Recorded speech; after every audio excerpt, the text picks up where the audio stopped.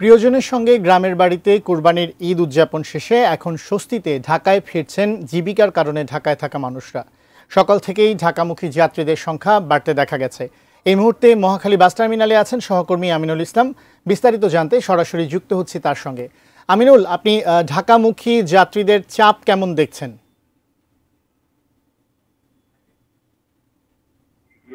অনেকেই ফিরতে শুরু করেছেন। সেই ফেরার সংখ্যাটি আসলে বলা চলে যে বাড়তে শুরু করছে, অর্থাৎ আজকে অনেকে আসছেন এবং যে আসার সংখ্যাটা আসলে সামনে আরো দুদিন আরো বেশি বাড়ার সম্ভাবনা রয়েছে।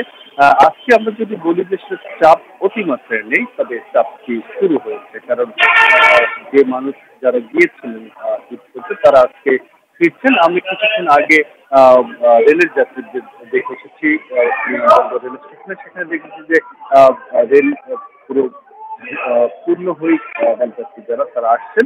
তবে যাওয়ার সময় যে বাড়তি চাপ ছিল বলা চলে যে ছাদে এবং অতিরিক্ত যাত্রী, সেটি আসলে নেই। যারা টিকিট করে ভিতরে সিট নিয়ে যারা এসেছেন এবং স্ট্যান্ডিং যাত্রী তারাই এসেছেন, অর্থাৎ চাপ রয়েছে তবে অতিরিক্ত চাপ নেই। একই সঙ্গে আরেকটি তথ্য বলেছিলে এই মাঠের অলরাউন্ডার আমি আর ঘরের allrounder Tylox. Tylox toilet cleaner, clean মানেই টাইলক্স। এখন তারা যেমন ফেরা শুরু করছেন, আবার একটি অংশ যারা যেতে পারেননি, যে কারণে যাননি, তারাও কিন্তু যাচ্ছেন। অর্থাৎ আজকে যাওয়ার মানুষদের দেখেছি যারা অনেকে ঢাকা থেকে যাচ্ছেন এই ঈদের পরে।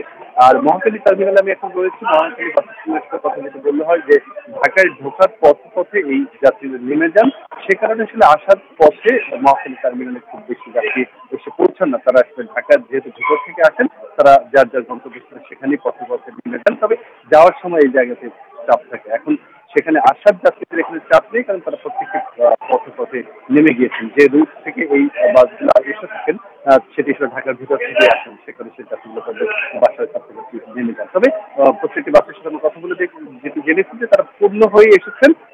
চাপটি শুরু হয়েছে যাত্রী আসার রাজধানীতে, তবে অতিরিক্ত চাপ যেটি সেটি এখনো শুরু হয়নি বা সেটি আজকে হয়নি, সেটি আসলে